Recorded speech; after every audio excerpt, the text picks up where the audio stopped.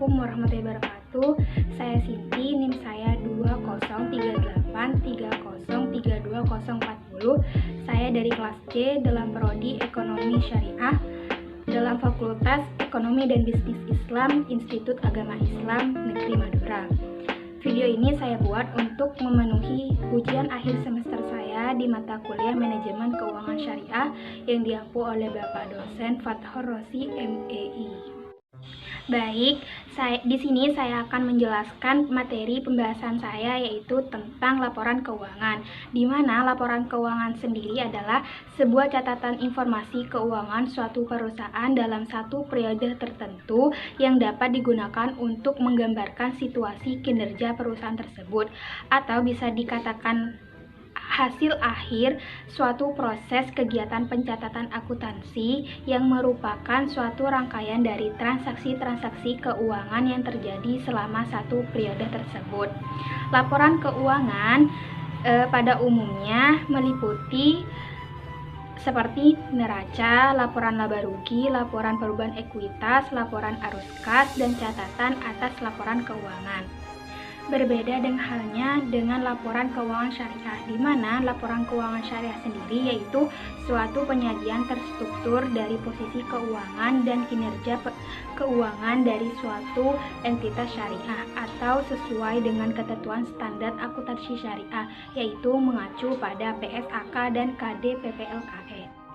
Berhubung mata kuliah ini yaitu manajemen keuangan syariah, kita akan membahas laporan keuangan syariah tersendiri, di mana tujuan laporan keuangan syariah menurut PSAK nomor 101 tahun 2014 ialah untuk memberikan informasi mengenai posisi keuangan, kinerja keuangan, dan arus kas entitas syariah yang bermanfaat bagi sebagian besar pengguna laporan keuangan dalam membuat suatu keputusan secara ekonomi. Di sini saya akan membahas perbedaan dari laporan keuangan syariah dan laporan keuangan konvensional. Yang pertama dari segi pelaporan. Kalau bank konvensional ada 5. Yang pertama neraca, yang kedua laporan laba rugi, yang ketiga laporan arus kas, yang keempat laporan perubahan ekuitas, dan yang kelima catatan atas laporan keuangan. Kalau laporan keuangan syariah ada 6. Yang pertama neraca, yang kedua laporan laba rugi, yang ketiga laporan arus kas, yang keempat laporan perubahan ekuitas, yang kelima laporan sumber dana dan penggunaan dana zakat, yang keenam laporan dana dan penggunaan dana kebajikan. Nah, yang kedua dari segi akad dan legislatif, di mana kalau bank syariah itu ada akadnya yang harus ada ketentuannya. Yang pertama rukun, di mana kalau rukun meliputi ada pembeli, penjual, barang dan jasa, harga dan ijab kabul. Sedangkan syarat-syaratnya itu pembeli barang dan jasa harus halal, terus harga barang dan jasa harus jelas, tempat penyerahan harus jelas, serta barang yang ditransaksikannya itu harus sepenuhnya dalam kepemilikan. Kalau bank syariah itu memberikan nilai dunia dan akhirat, karena di situ menentukan langkah yang akan dilakukan oleh seseorang. Sedangkan bank konvensional itu hanya akan memberikan saksi moral sesuai dengan apa yang sudah disepakati dari awal. Nah, yang ketiga itu dari segi biaya usaha yang dibiayai. Kalau bank syariah yaitu usaha yang dibiayai merupakan proyek halal dan usaha yang bermanfaat bagi masyarakat dan usaha yang menguntungkan bagi bank dan mitra usahanya. Sedangkan konvensional tidak mempertimbangkan jenis investasinya, akan tetapi penyaluran dananya dilakukan untuk perusahaan yang hanya untuk keuntungan semata. Nah, yang keempat dari segi pendapatan. Kalau bank konvensional itu memperoleh laba dari hasil bunga, sedangkan bank syariah itu dihasilkan dari hasil dari pembiayaan bank kepada nasabah yang telah disepakati di depan sebelum kegiatan itu dilaksanakan, atau sering disebut dengan prinsip bagi hasil. Nah, kalau bank konvensional tidak memperdulikan apakah usaha yang dijalankan oleh pihak nasabah itu berhasil atau tidak, pihak konvensional tetap mengambil keuntungan, sedangkan bank syariah tetap memperhatikan situasi nasabah tersebut atau usaha yang dijalankan oleh nasabah tersebut apakah mengalami kerugian atau keuntungan. Nah, selanjutnya saya akan membahas jenis-jenis laporan keuangan syariah. Yang ada 6. Yang pertama neraca, yang kedua laporan laba rugi, yang ketiga laporan arus kas, yang keempat laporan perubahan ekuitas, yang kelima laporan sumber dan penggunaan dana zakat, yang keenam laporan sumber dan penggunaan dana qadrul hasan atau dana kebajikan. Nah, yang pertama neraca dan laporan laba rugi akan dibahas oleh Hovifah Citra Effendi, dan yang ketiga dan empat laporan arus kas dan laporan perubahan ekuitas itu dibahas oleh Indah Malakurniatin. Nah, di sini saya akan membahas poin kelima dan 6, yaitu laporan sumber dan penggunaan dana zakat dan laporan sumber dan penggunaan dana qadrul hasan. Nah, poin kelima ini yaitu laporan sumber dan penggunaan dana zakat, di mana entitas syariah menyajikan laporan sumber dan penggunaan dana zakat sebagai komponen utama laporan keuangan yang meliputi yang pertama, dana zakat berasal dari wajib zakat atau muzaki, di mana yang terdiri dari zakat dari dalam entitas syariah, zakat dari pihak luar bank syariah. Yang kedua, penggunaan dana zakat melalui lembaga amil zakat, di mana untuk 8 golongan diantaranya fakir, miskin, amil, mu'alaf, rikab, orang yang terlilit hutang atau gharim, dan orang yang dalam perjalanan atau ibnu sabil dan fisabilillah. Yang ketiga, kenaikan atau penurunan dana zakat. Yang keempat, saldo awal dana zakat. Yang kelima, saldo akhir dana zakat. Nah, zakat tersendiri yaitu sebagian dari harta yang wajib dikeluarkan oleh wajib zakat, yaitu disebut dengan muzaki, di mana untuk diserahkan kepada penerima zakat yaitu mustahik.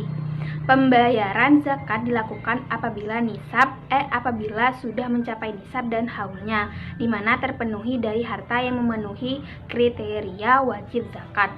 Unsur dasar laporan sumber dan penggunaan dana zakat meliputi yang pertama sumber dana, yang kedua penggunaan dana selama suatu jangka tertentu, yang ketiga saldo dana zakat yang menunjukkan dana zakat yang belum disalurkan pada tanggal tertentu. Nah, dana zakat tidak diperkenakan untuk menutup penyisihan kerugian aset produktif, di mana entitas syariah harus mengungkapkan dalam catatan atas laporan sumber dana dan penggunaan dana zakat.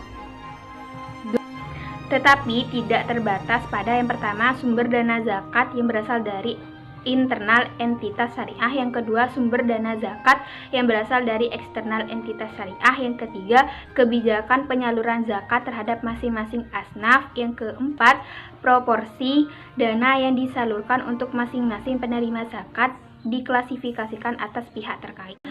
Berikut ini adalah contoh laporan keuangan sumber dan penggunaan dana zakat, di mana yang pertama sumber dana zakat yang meliputi dana dari dalam bank syariah yang berada di sisi debit, dana dari pihak luar bank syariah berada di sisi debit. Terus yang kedua, di jumlah sumber dana zakatnya berapa nanti berada di sisi kredit. Yang kedua, penggunaan dana zakat yang meliputi 8 golongan: miskin, fakir, amil, mu'alaf, gharim, rikab, fisabilillah, dan ibnu sabil, semuanya berada di sisi debit. Terus di jumlah penggunaan dana zakatnya berapa berada di sisi kredit.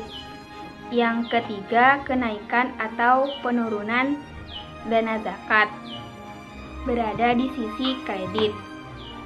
Yang keempat, saldo awal dana zakat berada di sisi kredit, dan yang terakhir saldo akhir dana zakat berada di sisi kredit.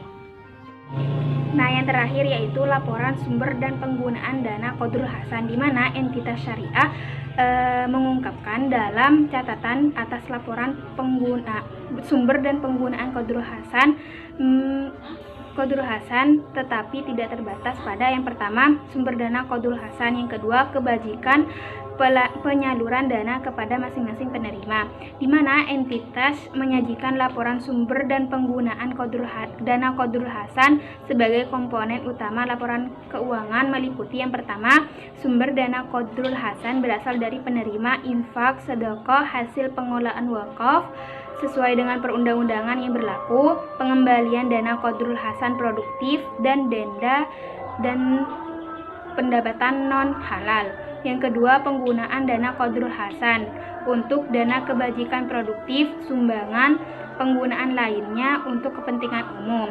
Yang ketiga, kenaikan atau penurunan sumber dana Qardul Hasan.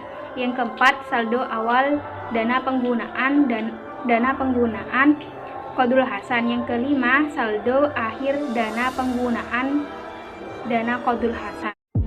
Nah, berikut ini adalah contoh dari laporan sumber dan penggunaan dana kebajikan, di mana yang pertama, sumber dana kebajikan yang terdiri dari infak, sedekah, hasil pengolahan wakaf, pengembalian dana kebajikan produktif, denda, dan pendapatan non halal yang berada di sisi debit. Selanjutnya, di jumlah sumber dana kebajikan nanti berada di sisi kredit. Yang kedua, penggunaan dana kebajikan yang terdiri dari dana kebajikan produktif, sumbangan, penggunaan biaya lainnya untuk kepentingan umum berada di sisi debit.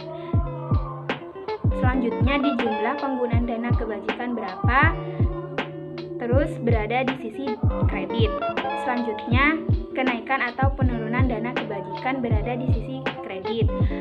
Saldo awal dana kebajikan berada di sisi kredit. Dan yang terakhir, saldo akhir dana kebajikan berada di sisi kredit.